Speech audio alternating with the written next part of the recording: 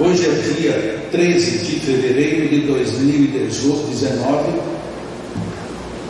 e nós vamos ler aqui duas questões do Livro dos Espíritos, capítulo 3 da Lei do Trabalho. A questão 674. A necessidade do trabalho é lei da natureza? A resposta foi: o trabalho é lei da natureza, por isso mesmo que constitui uma necessidade, e a civilização obriga o homem a trabalhar mais, porque ele aumenta as necessidades e os gozos. Questão 675. Por trabalho só se devem entender as ocupações materiais? Resposta: não. O espírito trabalha assim como o corpo. Toda ocupação útil é trabalho. Na primeira questão, ou na primeira resposta, nós vemos isso de uma maneira super clara nos dias de hoje.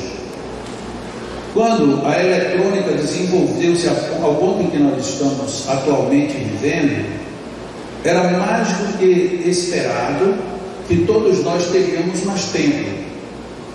Por quê? Vamos analisar só o fato de um telefone celular. Quantas viagens, quantas idas e vindas deixamos de fazer acionando tudo por um telefone? Então, tudo aquilo que eu deveria fazer, hoje eu faço de onde eu estiver. Então, eu telefono erradamente dentro do carro, eu telefono no sanitário, eu telefono de refeição, telefono para uma pessoa estando muito distante, como se eu estivesse bem ao lado. Quantas circunstâncias a gente contornou e necessariamente essas circunstâncias cobrariam muito tempo para poderem acontecer.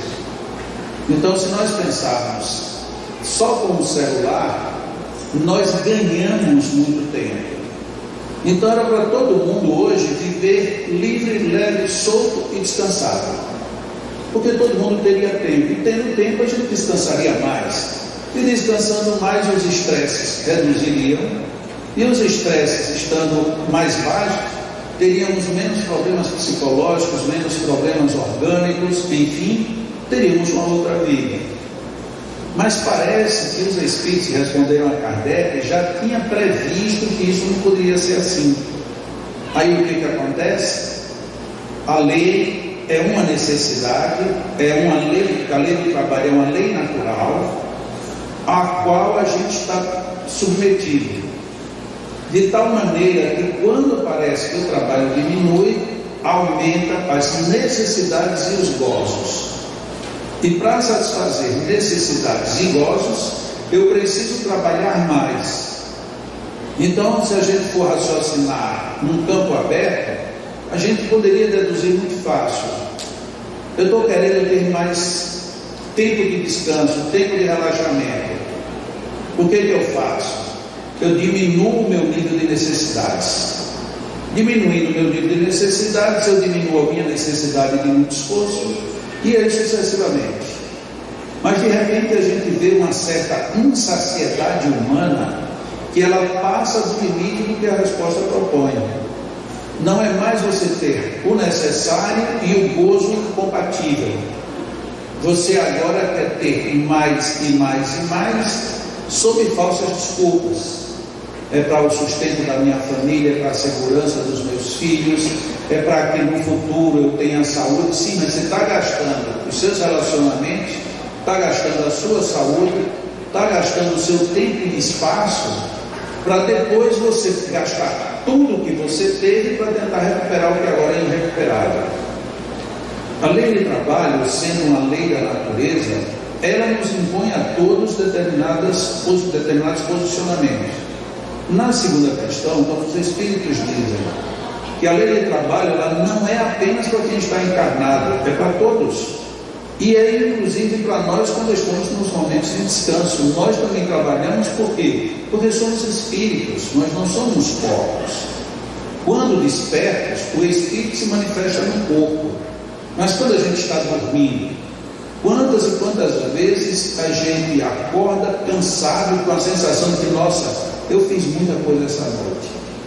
Muitas vezes a gente fez muitas coisas, algumas produtivas, algumas nem tanto, mas a gente fez alguma coisa.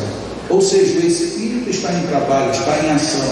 Quando a gente está muito focado em realizar uma determinada tarefa, quando a gente traz uma preocupação muito grande do tipo, estou fazendo um curso e vai ter prova amanhã, nossa, eu ainda não consegui captar tudo. Eu durmo tranquilo, à noite eu fico me lembrando das respostas, eu não consigo me afastar muito do corpo, todas as minhas reflexões giram em torno daquele momento de trabalho mais acentuado, bem pontuado. E isso me provoca perda de qualidade de sono.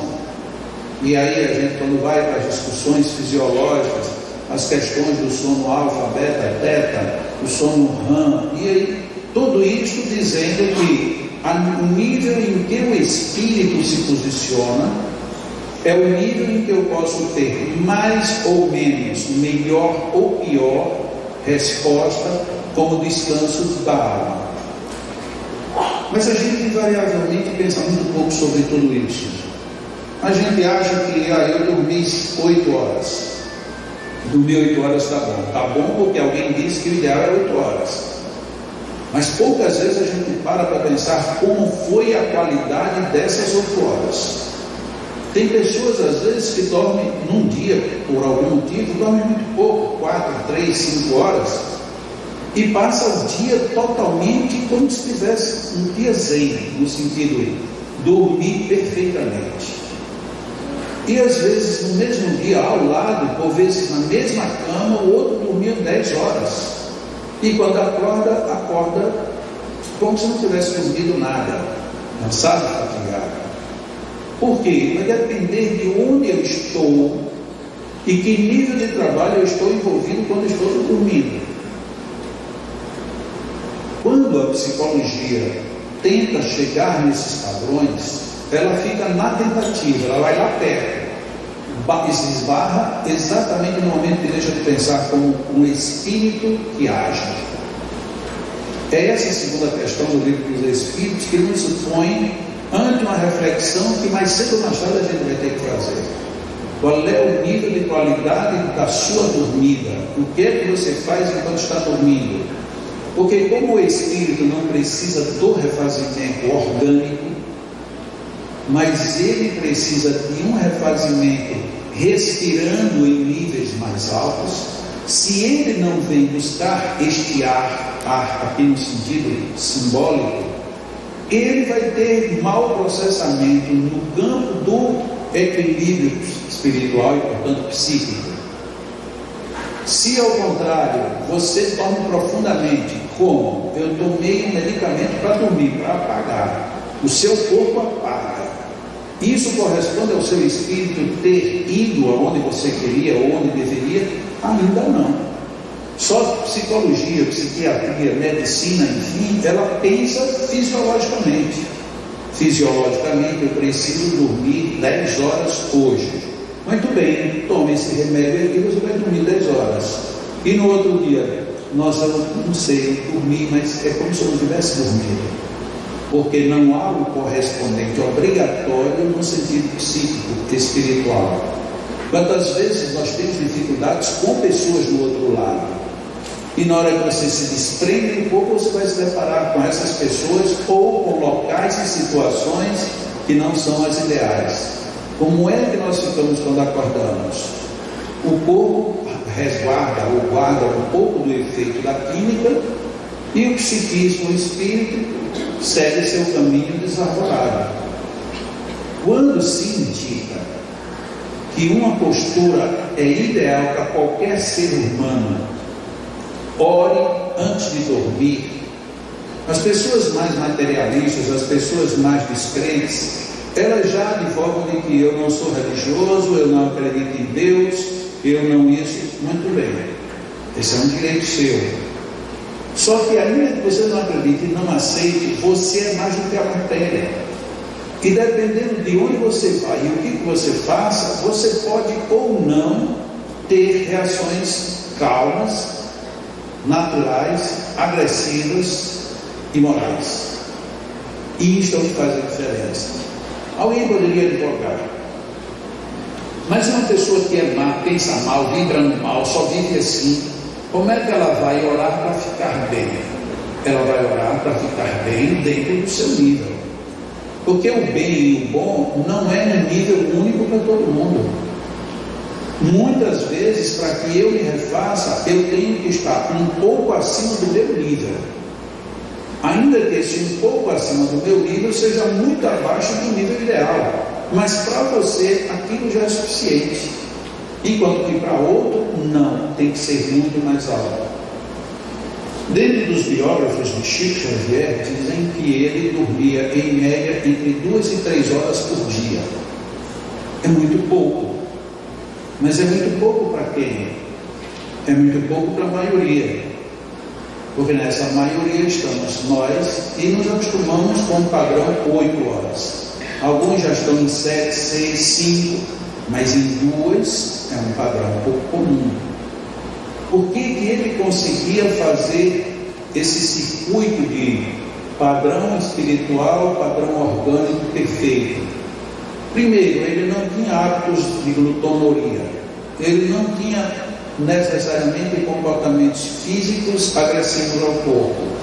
E para completar, ele tinha um padrão psíquico muito elevado.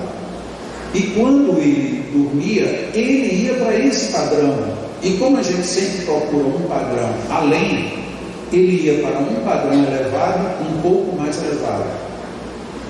E isso dava a ele um repouso psíquico espiritual, como a necessidade de refazimento do organismo se dava em 2 horas.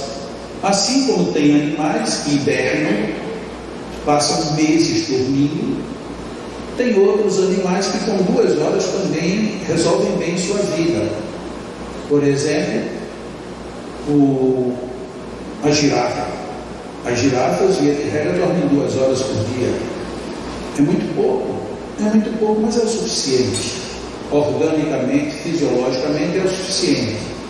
Nós, seres humanos, precisamos de 2 componentes muito bem definidos: o componente físico e o componente espiritual.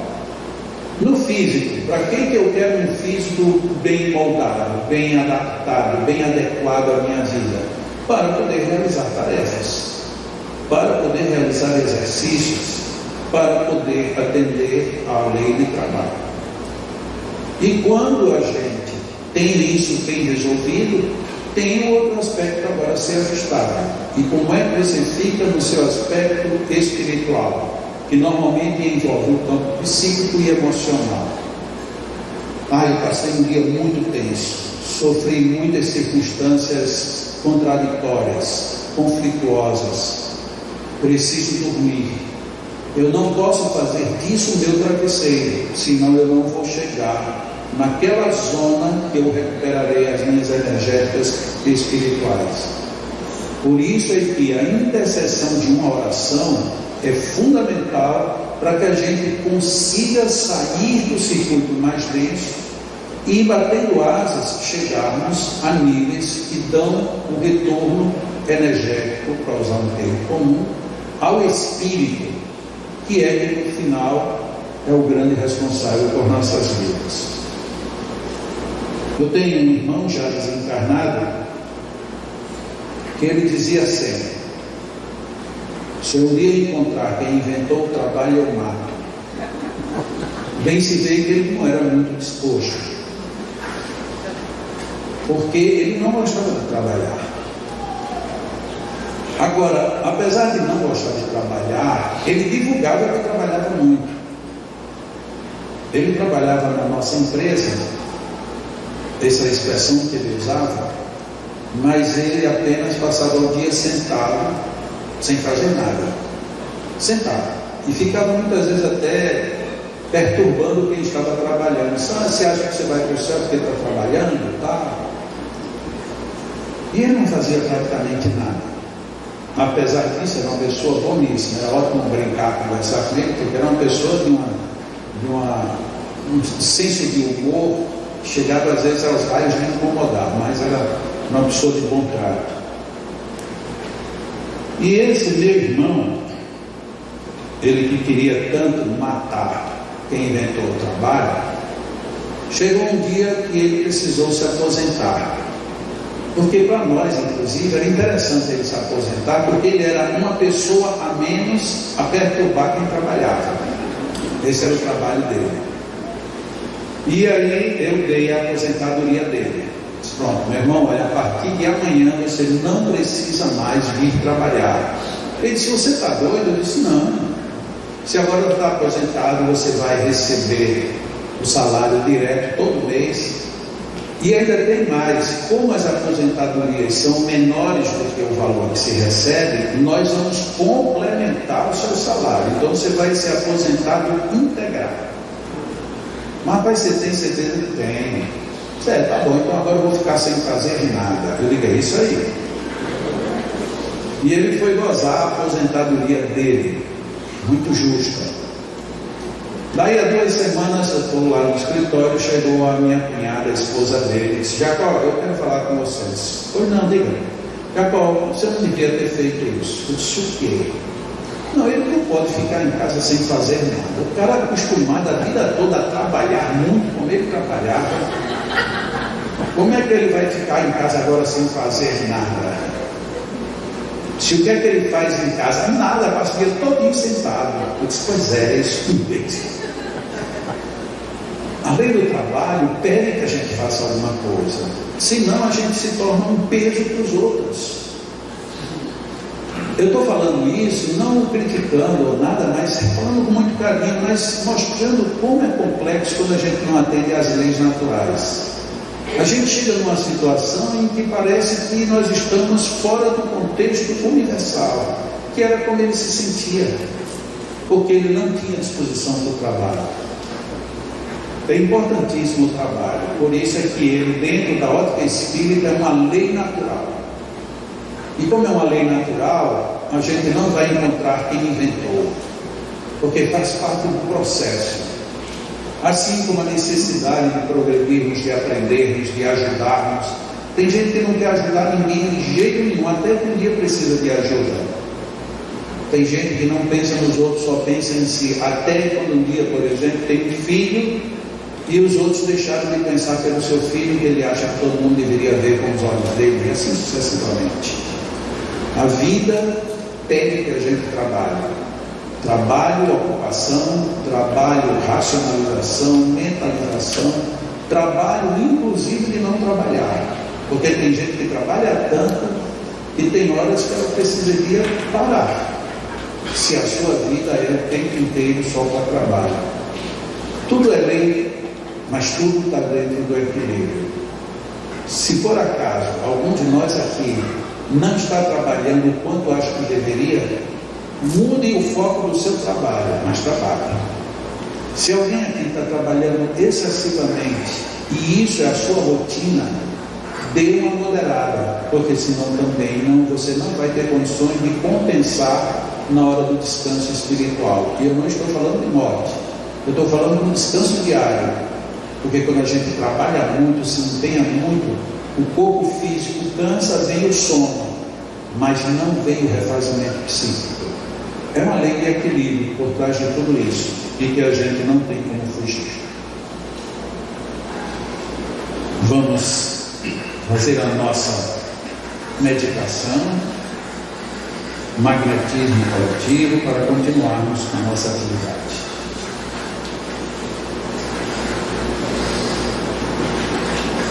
Quando nós estamos neste momento, os que vêm aqui sempre já perceberam que grande parte dos nossos trabalhadores fica ao redor do nosso salão, e isto para que eles emitam fluidos não direcionados. Ou seja, ninguém que está aqui ao redor do salão está pensando em emitir fluidos. Eu vou emitir para aquela pessoa que está ali de camisa amarela com um traço preto. Ninguém pensa assim. Nós simplesmente emitimos fluidos que, de uma certa forma, o mundo espiritual é como se ele juntasse toda essa energética, todo esse campo fluídico, E aí, cada um que tenha interesse, vontade, busque essa energia para si. E não há problema se você quiser muita energia. Por quê? Porque tem muito, tem abundante. Tem os fluidos que os espíritos trazem, manipulam, e tem os fluidos que todos esses companheiros que ficam ao redor também doam. Então, e além disso, ainda tem fluidos que muitas vezes saem de nós mesmos, porque algumas vezes nós temos problemas fisiológicos porque estamos com excesso de fluidos. Então, nesses momentos de magnetismo coletivo, nós permutamos energias. Muitas vezes eu tenho muita energia que está muito densa. Quando eu estou tentando captar uma energia mais sutil, eu abro espaço em mim para que essa energia penetre-me e naturalmente eu exudo, eu ponho para fora a energia mais densa que eu tenho. Só que essa energia densa, ela não é como uma pedra de chumbo que cai no chão e fica ali. Não. É uma energia que, de certa forma, ela é volátil e ela é reprocessada em todo esse espaço que nós estamos trabalhando. Esta é a forma como aqui nós fazemos, mas isto se repete em muitos lugares onde as pessoas nem se dão conta de que isso está acontecendo, como igrejas, templos, locais mesmo onde existem boas vibrações, independente de conceitos ou ideias religiosas. Tudo isso pode acontecer. Só que aqui, como nós fazemos isso de forma bem objetiva e direta, a repercussão é mais forte. E nessa repercussão fluídica, nós podemos sim nos completar. Por conta das entrevistas que nós temos, tem muita gente que vem aqui na quarta-feira e num dia diz assim: olha, foi tão bom, eu me senti tão bem, eu captei tanta energia na hora do passe coletivo, que eu já não preciso mais de fazer nada. Porque nós temos nesse nosso trabalho, no mínimo, essas duas oportunidades diretas com fluidos. Uma é esta, onde nós vamos buscar, captar, tentar atrair o máximo possível da energia que nós precisamos ou liberar aquilo que está nos congestionando. E temos uma segunda oportunidade direta nas cabines. Mas além disso, nós sabemos que a falar e ouvir também é uma forma de nós permutarmos e circularmos energias. Então nós temos mais duas entrevistas, são outras duas oportunidades de favorecermos para que tudo isso se renove em nosso favor. Por isso é que nós colocamos não como uma desculpa, vamos fazer hoje um magnetismo coletivo porque está faltando trabalhadores, ou porque isso, ou porque aquilo. Não, a gente faz isso como uma parte essencial e que esta pode atender absolutamente a todos, mesmo que não veio fazer tratamento. Só que isso só funciona se a gente atrair. Não é como uma chuva que vai nos pegar no meio do caminho. Não. É como se fosse um grande campo que precisaria de um elemento atrativo para poder esse campo interagir conosco. É o que a gente propõe, que durante esses momentos a gente fique numa emissão de abertura psíquica e orgânica para captar os melhores fluidos.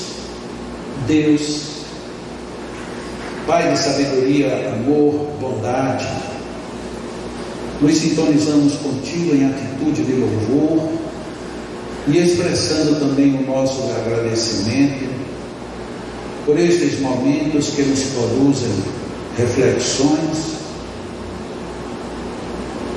e nos induzem a melhores posturas de vida.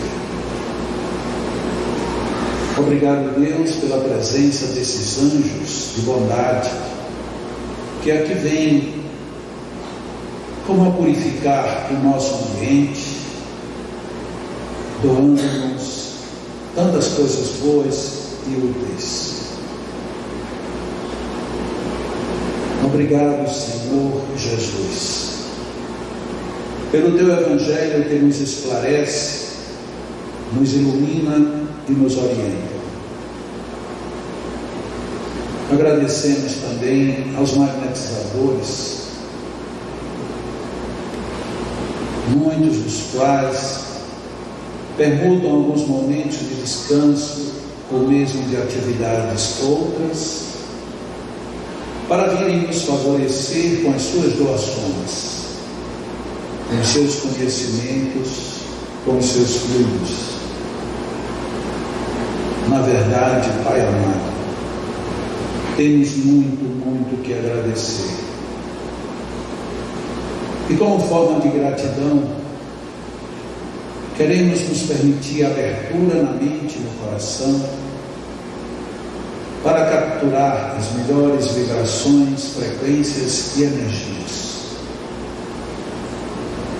Que as nossas necessidades íntimas, daquelas mais comuns àquelas outras, quase que inconfessáveis, que nós encontremos a sabedoria, abracemos as boas intuições e levemos daqui a força para vencê-las todas.